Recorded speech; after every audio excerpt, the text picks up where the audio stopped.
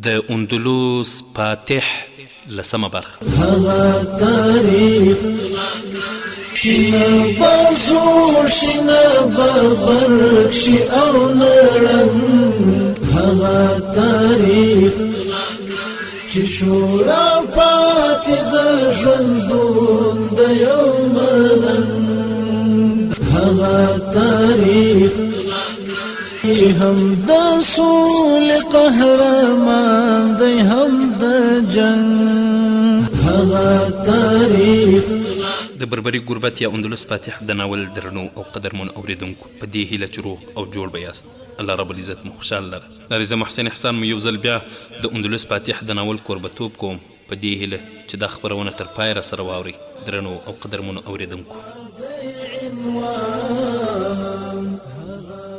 په تیره برخه کې مو واورېدل طارق بن زیاد ورڅخه وپوښتل دا چې هغه څه ورڅخه وپوښتل په نن خپرونه کې به یې واورو انشاء الله تعالی طارق بن زیاد وپوښتل آیا ستاسې پوځیان ویرېدلي نه وو یو بوډا وویل هغه پوځیان چې د کادلیت له جګړې څخه راغلي وو هغوی ډېر وارخطا او ویرېدلي وو خو د کلا پوځیانو هغوی ته دومره پیغورونه ورکړل چې ټول د غچ او انتقام اخیستلو لپاره تیار شول اوس د هغوی په زړونو کې ویره نه بلکې د غچ او انتقام جذبه او ولوله ده موږ تاسې د دې څخه خبروو چې په راتلونکي ځای کې به جګړه او مقابله سخته او کلکه وي طارق بن زیاد چې کله خرمونه ته ورسېد او هغه یې محاصره کړه نو لږ ځنډ وروسته ورته څرګنده شوه چې د دې ځای نیول اسان کار نه دی او محاصره به اوږده شي په دیوالونو باندې غش او برچې ویشتونکي نیغ ولاړ وو طارق بن زیاد د ټولې کلا له دیوال څخه راوګرځېدل چې کوم ځای کمزوری دی د هغې د ننولو کوښښ وکړي خو دیوال ډېر کلک و په دروازو باندې بریدونه وشول خو د غشو او برچو په وسیله ډېر غازیان زخمیان او شهیدان شول تر څو ورځو پورې همدا طریقه وازمیل شوه خو د دیوال څخه پرې د غشو برچو او پیغورونو باران روان و هغوی به ورته ویل ای بربریانو دا قرمونه ده شودنه نه ده زنګلیانو بیرته ولاړ شئ موږ له لاسه ولې خپل ځانونه مړه کوئ لوټمارانو او لارښ کوونکو موږ به درته د سرو او سپینو څو سکې در وغورځوو هغه واخلئ او بیرته ولاړ شئ ای تور مخو ماتې خوړونکو راډرک اوس نشته محاصره همداسې اوږدېدله ځینو تاریخونو یوه میاشت او ځینو 2 میاشتې لیکلي یوه شپه ناڅاپه محاصره پورته شوه په دیوالونو باندې اندلسي پوځیان د خوښۍ څخه په نڅا شول هغوی کنځلې کولې د ښار خلک هم دیوالونو ته راپورته شول مشعلونو توره شپه رڼا ورځ کړه په ټول ښار کې جشن جوړ شو او د نیمې شپې څخه وروسته ټول خلک له دیوال څخه راکښته او په خپلو کورونو کې ویده شول د ډېرې اوږدې محاصرې څخه پوځیان او قومندانان هم په تنګ راغلي وو هغوی هم په کراره ویده شول یوازې د دروازې او برجونو پیره کوونکي ویښ وو په دې وخت کې د کلا څخه د باندې 250 پوځیان راغلل او دروازې ته مخامخ ودرېدل هغوی په اندلسي ژبه په لوړ اواز سره پیره کوونکو ته اواز وکړ د پیره کوونکو قومندانان د برج سره سر راویستلو او ویې پوښتل تاسې څوک یاست له دروازې سره نږدې اواز پورته شو زه د سیستا والي کاونټ جولین یم مشعلونه را لاندې کړئ او ما وپېژنئ کاونټ جولین ټول پوځي افسران وپېژندلو او هغه سره یې اړیکې درلودې قومندان وپوښتل ته له کومه ځایه راغلی جولین ځواب ورکړ دروازه خلاصه کړئ او موږ ته پناه راکړئ دا زما ساتونکي دي زما 800 ساتونکي ووژل شول موږ د کادلیت د جګړې څخه ژوندي راخلاص شوي یو په ځنګلونو کې یوې او بلې خواته له غوړن ګرځېدلو چې دې لوري ته راورسېدو هغه وخت کلا محاصره وه نو موږ ته د څه وخت لپاره پټ شو چې نن محاصره پورته شوه موږ د پناه لپاره دلته راغلو زه خپله زخمي یم ما 25 ساتونکي هم زخمیان دي لوږې او ستړیا موږ د مړو په شان کړي یو دروازه خلاصه کړئ تاریخونه لیکي چې د جولین جامو او حالت داسې ښودلی چې هغه ډېر ستونزې لیدلي او هلته را رسېدلی کوم کسان چې د هغه سره ملګري وو هغه هم په ډېر بد حالت کې وو له پاسه ډېر مشعلونه په رڼا کې د هغوی حالت ولیدل شو او جولین یې وپېژندلو د نیمې شپې څخه وروسته مهال و د کلا د مشر او واکمن راپورته کول یې مناسب ونه ګڼل او دروازه یې پرانیستله جولین د 250 ساتونکو سره کلا ته ننوت او د هغه په اشاره باندې ملګرو د کلا په ساتونکو برید وکړ او په لږ وخت کې ټول ساتونکي وژل بیا دروازې خلاصې کړې او د کلا پوځ ټول د محاصرې د پورته کېدو په خوښۍ شرابونو مست او بېغمه ویده شوي غازیانو په ښکاره محاصره پورته کړې وه خو لرې تللي نه وو بلکې نږدې په کندو کې پټ شوي وو هغوی د جولین اشارې ته سترګې په لار وو دا د جولین پلان و چې د طارق بن زیاد سره یو ځای جوړ کړی و 2 تاریخونه لیکي چې دی د جولین سره 250 ساتونکي ټول اندلسي پوځیان وه خو نورو تاریخونه لیکل دي چې دا ټول مسلمانان وه خو جامې یې بدلې کړې وې همدا خبره سمه ده ځکه چې په دې جګړو کې د جولین سره خپل پوځیان نه وو راغلي کله چې د کلا دروازې ونیول شوې نو جولین خپله د کلا دیوال ته پورته شو او مشال یې یوې او بلې خواته وښورولو دا د طارق بن زیاد سره د هغه نښه او اشاره وه د هغه پوځ تیار او چمتو و طارق بن زیاد خپل آس ته پونده ورکړه او تر شا یې پوځ د سیلاب په شان د کلا په لوري وخوځېده د پرانیستو دروازو څخه کلا ته ننوتل په کلا کې ګډوډي ګډوډي پیل شوه. کله چې د کلا پوځ راویښ شو نو ټول بندیانو تر هغې چې غازیان په ټوله کلا کې خپرېدل څو پوځي چارواکي له کلا څخه وتښتېدل. هغه تاریخ چې قدرتو باندې ایښی و قلم، هغه تاریخ چې شورا پاتې د ژوندون د یو ملت، هغه تاریخ چې د جهاد معاصر باندې عنوان، هغه تاریخ چې هم د سولې قهرمان دی هم د جنگ، هغه تاریخ چې شرق او غرب نه بیعو د سروپا، هغه تاریخ چې قدرتو د بربري ګوربت یا اندلس فاتح د ناول درنو او قدرمنو اوریدونکو 25 میله مخکې یو بل ښار و چې د لوړ دیوال او فصل په وسیله ساتل کېده. د دې ښار نوم ایسیجا و. ښار په پوره توګه د لوړ او کلک دیوال په وسیله احاطه شوی و. دا ښار ځکه مشهور و چې د عیسایت مرکز و. دلته لوی کلیسا و چې ښوونه او روزنه پکې ورکول کېده. هلته کوچني کوچني کلیساګانې هم وي. دا هغه مهال و چې د لویو پادریانو د اصلي عیسایت پر ځای د رهبانیت مسلک رواج کړی و او د خپلې خوښې کارونه یې کول. پادریان خپله د واکمنو په شان و. د هغوی مخه واکمنانو او چارواکو هم نه نیوله. پادریان په خلکو خپل تقدس او لوړوالی خپور کړی و. هغوی ولسي خلک خپل مریدان ګرځولي وو چې د هېڅ ډول نیونې او اعتراض حق یې نه درلوده. خپل عیسایي تاریخونه هم دا لیکلي دي چې پادریانو د کلیساو څخه د عیش او عشرت اډې او مرکزونه جوړ کړي وو.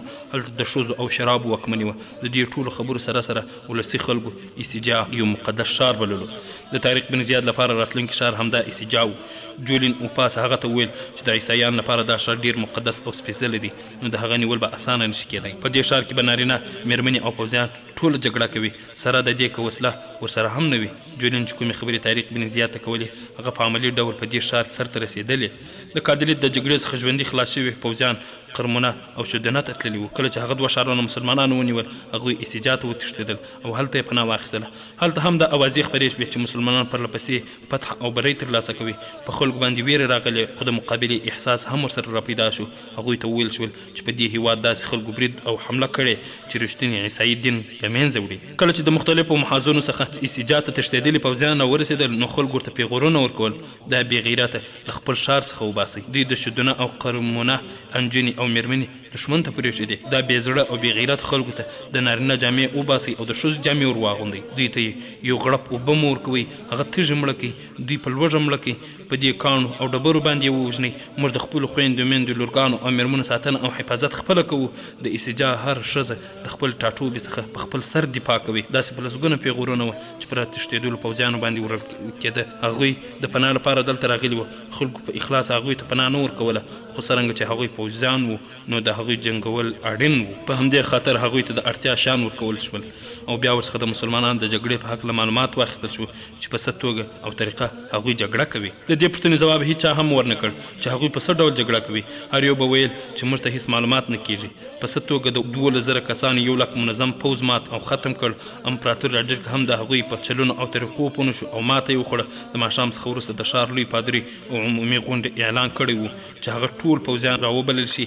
د ښار زیات خلک او پوځیان هم هلته راغلي وو. پادري د وعظ په ډول خبرې پیل کړې چې په خلکو کې مذهبي جوش او جذبه راپیداره شو. بیا پادري اصلي خبرې ته راتاو شو او ویل دا برید او حمله ستاسې په خاوره او هیواد باندې نه بلکې ستاسې په دین او مذهب باندې ده. دا حمله ستاسې په حیا او غیرت باندې ده. د دې ښار اهمیت او پاکوالی تاسې پیژنئ. که تاسې دا ښار دښمن ته تسلیم کړئ نو د دې معنا دا ده چې تاسې به بي مریم علیه السلام دښمن ته تسلیم کړه. تاسې که صلیب د دښمن په پښو کې کېښوده د یسوع مسیح بادشاهي مو خراب او تباه کړه. په دې پوه شئ چې تاسې خپلې انجونې او مېرمنې د بل دین خلکو نه خوشې کړئ نو هغه لوټماران او لاش کوونکي دي، د حیا او عزت پایمالوونکي دي، د غلامانو سوداګر دي. ستاسې به له انجونو او مېرمنو سره یو ځای بوځي او بیا به شتمنو خلکو خرڅه کړي. ستاسې دا عبادت ځایونه خانقاوي او کلیساګانې به هغوی د اسونو طبیلې وګرځوي. آیا دا ټول شیان تاسې په خپل ځان قبلوئ؟ ټول خلق په یو اواز ځواب ورکړ نه مقدس پلاره، موږ د دې ښار په ساتنه کې ځانونه قربانوو. لوی پادري وویل زه اوس د هغه پوځیانو سره څو خبرې کول غواړم کوم چې د جګړې څخه راتښتېدلي دي. تاسې هغوی ډېر وشرمول، دوی خپله هم ځان نه ملامت ګڼي. د جګړې څخه تېښته ګناه ده. که هغوی اوس هم دښمنان پسې واخیستل او هغه یې تباه او برباد کړل نو پخواني ګناهونه یې وبخښل شي. کوم کسان چې د دې مقدس ښار په ساتنه دفاع کې ولیدل شي هغوی به نیغ جنت ته ځي. مشر پادري په ولسي خلکو او پوځیانو کې جوش، جذبې او احساساتو د راپارولو لپاره ډېر پارونکې وینا وکړه او هغوی یې په ښه ولولو راوستل او اورېدونکو په احساساتي نارو سره ځواب ورکړ. بیا خلک او پوځیان ټول جګړې ته چمتو شول. د دې وینا څخه وروسته مشر پادري د انجونو هغه ودانۍ ته ولاړ چیرې چې انجونې خپل ژوند او خپل هر څه د دین لپاره وقف کړي. تاریخ لیکونکي وایي چې د دې انجونو د حسن او ښکلا انګازې تر لرې پورې تللې وې، یو له بل څخه ښکلې او ښایسته وې او ټولې پیغلې او بې نکاح پاتې وې. هر نجلۍ ته راهبه او نن ویل کېده.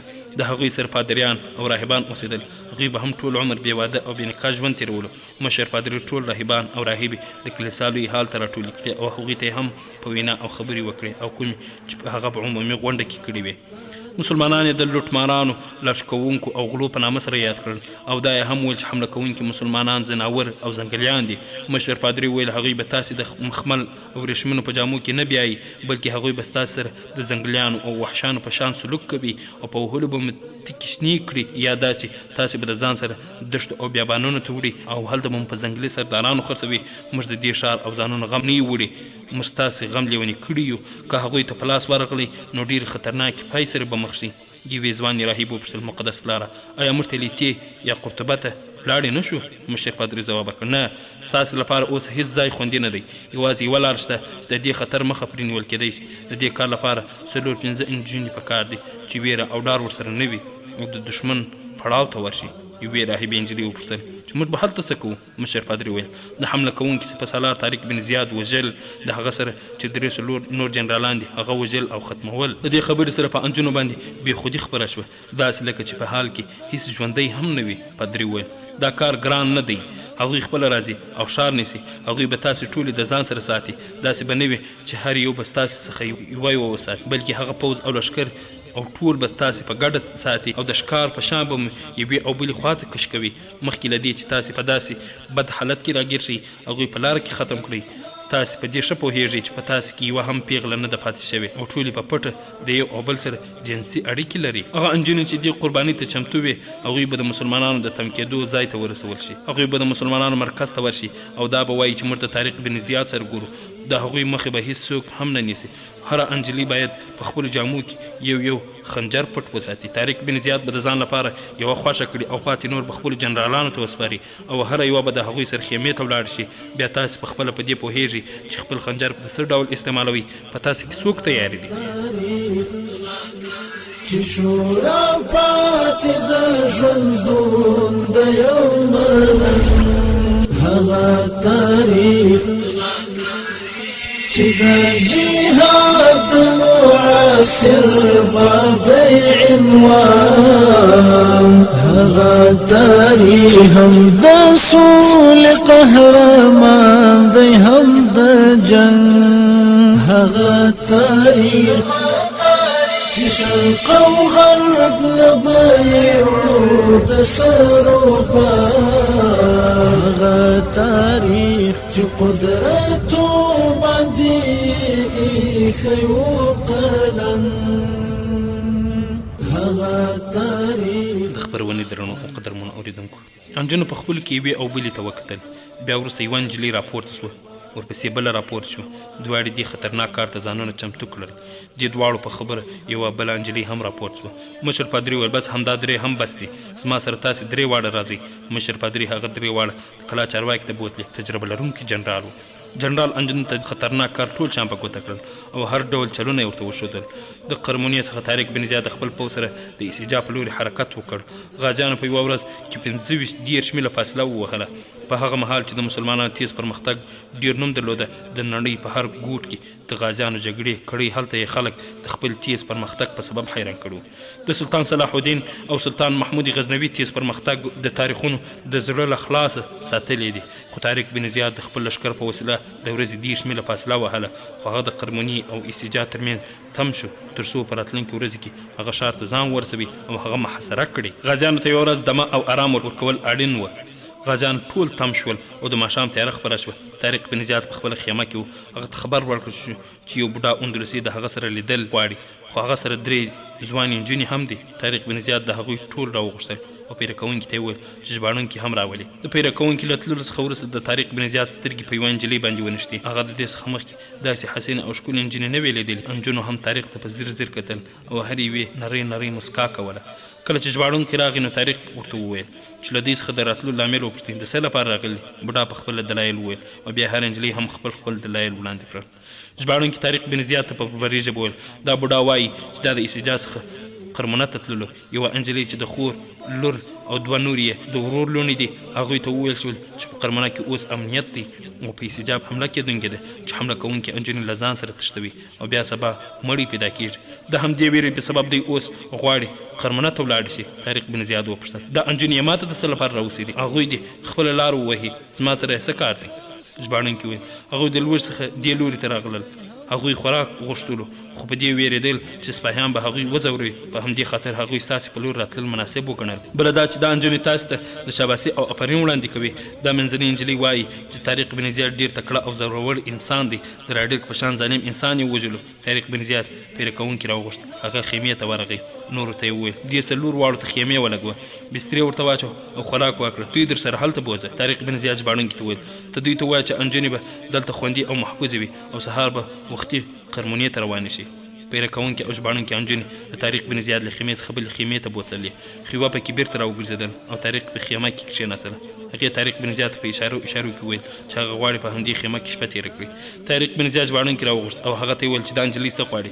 ژباړونکي له هغې څخه وپوښتل. هغې وویل زه دلته څه وخت تېرول غواړم. طارق بن زیاد ژباړونکي ته وویل دا پوه کړه چې زموږ د داسې دین منونکي یو چې پر دې ښځې سره یوازې نه کېنو. زه یوازې د پوځ سپهسالار نه بلکې د هغوی امام هم یم. زه هېڅ داسې کار نشم کولی چې بیا نور هغه پلمه کړي او غلط حالونه پیل کړي. نجلۍ په حیرانتیا سره طارق بن زیاد ته کتل. هغه ورسره ډېرې خبرې کول غوښتل خو دواړه یو بل په ژبه نه پوهېدل. هغه په دې ښه پوهېده چې د ګناهونو کومه ژبه نه وي. هغه ولې درېیم سړی په منځ کې راواچولو چې د یو بل خبره وژباړي. ژباړونکي هغه په دې پوه کړه چې سپهسالار د هغې اوسېدل دلته نه خوښوي نو هغه باید له دې ځایه څخه ولاړه شي. خو نجلۍ په خپل ضد باندې ولاړه وه. طارق بن زیاد په قهر اواز سره وویل هغه ته ووایه چې له دې ځایه څخه سمدستي ووځي. که زما خبره ونه مني نو زه به درې واړو نجونو له دې ځایه څخه واخلم. ژباړونکي نجلۍ ته وویل چې سپهسالار په ډېره غوسه کې دی او هغه ولاړه نه شي نو درې واړه به له دې ځایه څخه واخلي. د دې څخه وروسته نجلۍ طارق بن زیاد ته په ډېره حیرانتیا سره کتل چې دا څه ډول انسان دی. هغه کراره د طارق بن زیاد په لور روانه وه. هغې خپل لمن راپورته کړه او په هغه کې کله چې یې لاس راویست نو خنجر یې په لاس کې نیولی. طارق بن زیاد ته یې ور وړاندې شو او په ګونډو شو. بیا یې خنجر د هغه په پښو کې کښېښود. طارق ژباړونکي ته وکتل. هغه له نجلۍ څخه وپوښتل چې دا کار دې ولې وکړ؟ نجلۍ وویل ما چې ستا اورېدلي وو هغه غلط وختل. دا لومړی انسان دی چې زما په شان حسینه او ښکلې نجلۍ یې قبوله نه کړه. زه د دې جنرال د وژلو لپاره راغلی وم. هغه دوې نورې نجونې هم د همدې کار لپاره راغلي دي.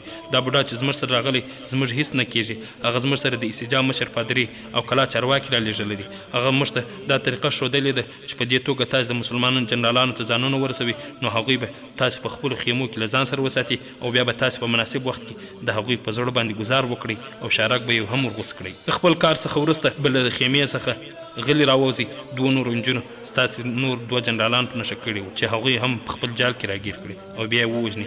خپل سپهسالار ته ووایه چې ما ته هر ډول سزا راکوي زه هغه ته چمتو یم. طارق بن زیاد وویل زه هغې ته هېڅ ډول جزا نه ورکوم. دا په خپله نه ده راغلې بلکې رالېږدل شوې ده. خو هغه سړی چې دوی یې راوستي دي هغه باید سهار تر لمانځه وروسته ووژل سي. نجلۍ هم چې کله طارق بن زیاد خبرې اورېدې نو ویل زه نورې خبرې هم رسوا کول غواړم. سپهسالار شاید فکر وکړي چې دا څومره زړوره ده چې د یوه فاتح پوځ سپهسالار یې وژلو. زه دومره زړوره نه یم بلکې زه د خپل ژوند څخه په تنګه شوی یم. عام ولسي خلک زموږ پاکې او مقدسې بولي ځکه چې موږ په کلیساګانو او عبادت ځایونو کې شپې او ورځې تېروو. هغوی موږ پیغلې او پاکې ګڼي او فکر کوي چې راهبان او راهبې ټولې عمر پاکې او پیغلې وي. په داسې حال کې چې هیڅ راهب او راهبه پاک نه وي بلکې ټول په خپلو کې سره جنسي اړیکې لري. د کلیسا په خوا کې چې زموږ کوم د اوسېدلو ځای دی په هغې کې شپه او ورځ بدکاري کېږي. هلته د پوځ لوړ پورې چارواکي راځي په شراب او مس زموږ سره شپې تېروي. د ورځې همدا راهبان بیا خلکو ته په کلیساو کې وعظونه کوي او له الله جل جلاله څخه یې ویروي. هغوی ولسي خلکو ته داسې ښکاروي چې راهبانې او پادریان له اسمان څخه راکښته شوي دي او هغوی فرښتې دي. دې پادریانو په تلیته کې بادشاهي ماڼۍ هم تر خپل اثر لاندې راوسېده. د راډیک په شان ظالم بادشاه هم د کلیساو څخه ویرېدلو. طارق بن زیاد وویل هغه ویرېدلو نه بلکې د دې لپاره یې د هغوی په وړاندې سر کښته کولو چې پادریان ورته ستاسې غوندې شاپیریان هر وخت وړاندې کولې. طارق بن زیاد ژباړونکي ته وویل دې نجلۍ ته ووایه چې موږ ته د راز خبرې هم وکړي. نجلۍ وویل ایسجا د عیسایانو مقدس ښار دی، خو په عبادت ځایو کې چې کومې راهبې او انجونې دي هغه زیاتې یهودنې دي. زه هم یهودنه یم، زما پلار سوداګر دی. زه د 14 کالو وم چې یوې کلیسا ته په زور بوتلل شوم او هلته راڅخه راهبه جوړه شوه. زه یې د مور پلار خوندو او وروڼو څخه جلا کړم، خو زما څخه خپل قیمتي او ارزښتناک شی هم واخیست چې هغه زما پیغلتوب او عزت و. د خلکو په زړونو کې اوس هم زموږ لپاره درناوی شته چې دا پاکې او معصومې دي. ما چې تاسو ته څه وویل دا ټول ننو او راهبانو کیسه او داستان دی. زه د غازیانو سپه سالار ته وړاندیز کوم چې هغوی دا په ګناهونو کې ډوب ښار د خاورو سره برابر کړي او د هغې نوم او نشان له نقشې څخه ورک کړي. زه د مسلمانانو سپه سالار ته د خپل بدن څخه بله ډالۍ نشم ورکولی او هغه په دې توګه چې زه اسلام قبول کړم او بیا هغه زما سره واده وکړي، خو زه دا کار هم نشم کولی ځکه زه ناپاکه یم او سپه سالار د الله تعالی ولی او دوست انسان دی. اوس زه په یقین سره وایم چې فتح او بری به ستاسې په نصیب وي. ماتې او ختمېدل د هغو بدکارو خلکو په نصیب کیږي چې د دین او مذهب په جامه کې په ګناهونو کې غرق او ډوب دي. طارق بن زیاد ژباړونکي ته وویل دا انجلۍ همهغې خیمې ته بوځه او هلته یې د نورو سره ملګرې کړه. د هغوی سره چې کوم سړی راغلی هغه ما ته راوله. انجلۍ ولاړه او بوډا د طارق بن زیاد خیمې ته راغی. طارق په لاس کې هغه خنجر و چې انجلۍ د هغه په پښو کې ایښی و. طارق بن زیاد خنجر بوډا ته وښودل او وویل آیا تا زه په دې خنجر باندې وژلم؟ د بوډا ځان او لاسونه د باد وهلي بوټي په شان ولړزېده او سترګې د باندې راوتې. کله یې چې خنجر د طارق بن زیاد په لاس کې ولیده طارق ورته وویل کوم نارینه چې خپلې مېرمنې او لوڼې میدان ته ننباسي د هغوی همداسې حال وي لکه ستا چې موږ د بدۍ او باطل د ختمولو پسې راوتلي یو. موږ د الله جل جلاله ځمکه د بدبویو څخه پاکوو. ستاسو پادریان او پوځي افسران اوس هم د بدۍ په لاره او طریقه باندې دي، د حق لاره ډب کوي. زه د جګړې په میدان کې په توره او غشي باندې مړ کېدل غواړم. زه د خپل الله جل جلاله په لاره کې راوتلی یم، هغه به ما د بدۍ او د ګناه په طریقه چل سر نه وژني. ما ته ووایه چې په ایسجا کې څومره پوځ دی او کلا څه ډول ده؟ آیا کومه لاره شته چې هغې ته ځان ورسوم؟ بوډا وویل کلا ډېره کلکه او قوي ده. د کلا دیوال دومره قوي او کلک دی چې په هیڅ ځای کې هغه نشي ماتېدلی. تاسې په هیڅ صورت دیوال ته نشي نږدې کېدی ځکه چې د ښار بچي د غشت بچو او لیندو سره سنبال ولاړ دي. د دې سره اور بل شوي لرګي هم د ځان سره ساتي. د دې کلا لپاره ښځې هم جګړې کوي. مشر پادري د ښار ولسي خلک او پوځیان ټول راپارولي دي. کوم پوځیان چې د نورو جګړو څخه راتښتېدلي دي هغوی هم د انتقام اخیستلو لپاره ځانونه چمتو کړي. طارق بن زیاد د بوډا څخه وپوښتل ته پخپله څوک یې او څه وظیفه لرې؟ بوډا ځواب ورکړ زه راهب یم. طارق ورڅخه وپوښتل آیا تا د دې 3 نجونو په لاس زما او زما 2 جنرالان وژل غوښتل؟ بوډا په عذر سره وویل هو سپه سالاره زه د همدې کار لپاره راغلی وم، خو اوس مې د زړه څخه دا خبره ویستلې ده. ما ته اوس بښنه وکړه. د طارق په لاس کې همهغه انجلۍ خنجر و. هغه په کراره راهب ته ورنږدې کېده. بیا یې په یوه زور او ځواک سره خنجر د هغه په سینه کې ور ومنډلو په کوم ځای کې چې زړه پرو. طارق بن زیاد وویل د مار د زړه څخه د چیچلو اراده هېڅ کله نه وځي. د بوډا دواړه لاسونه سینې ته ولاړل او بیا پړي مخ پرېوت. طارق بن زیاد پیره کوونکي راوغوښت او ورته یې وویل چې دا مړی د خیمو څخه لرې وغورځوي. طارق بن زیاد 3 واړه نجونو په هکله حکم وکړ چې هر یوه جلا جلا وساتل شي. بیا خپل سالاران جولین او اوپاس راوغوښتل او ټوله کیسه یې ورته وکړه. د سهار تر لمانځه وروسته د ایسجا په لورې لښکر حرکت پیل کړ. د سهار د لمانځه امامت خپله طارق بن زیاد وکړلو. هغه وخت همدا اصول و چې سپه سالار به امامت هم کولو. د لمانځه څخه وروسته غازیانو ته وویل شول چې راتلونکي ښار او کلا په اسانتیا سره نه نیول کېږي. راتلونکې جګړه او مقابله به سخته او خونړۍ وي. د ایسجا چارواکي او مشر راهب په دې تمه و چې اوس به د مسلمانانو د سپه سالار او 2 جنرالانو د مړینې خبر راورسېږي، خو هغوی لاثار وختي د کلا په دیوال باندې ودرېدل او د مرقنا په لوري لارې یې څارلې. هغوی تمه لرله چې راهب او د دې انجونې به په کومه ګاډۍ کې را روانې وي، خو هېڅ ورته نه ښکاره کېدل. لمر کرار راپورته کېده. لیرې ورته ګیر ښکاره شو چې پورته کېدلو. دا د یو لښکر نښه او علامه وه چې دې لوري ته را روان. دا ګیر د کاروان نه و.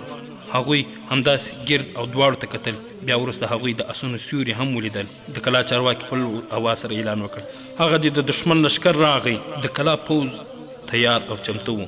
مخکې شپه د کلا د پوځ افسرانو پرېکړه کړې وه چې د کلا د ننه نه بلکې د باندې په میدان کې به د دښمن سره لاس په لاس جګړه کوي. هغوی دا تمه لرله چې د مسلمانانو سپه سالار او 2 نور سالاران به وژل شوي وي او لښکر به ځنډ شوي وي، خو سره د دې هم خپل پوځ تیار کړی و. هغوی په دې هیله وه که مسلمانان د خپلو وژل شوو سالارانو څخه پرته برید وکړ نو ډېر ژر به ولاړ شي او ماتې به وخوري.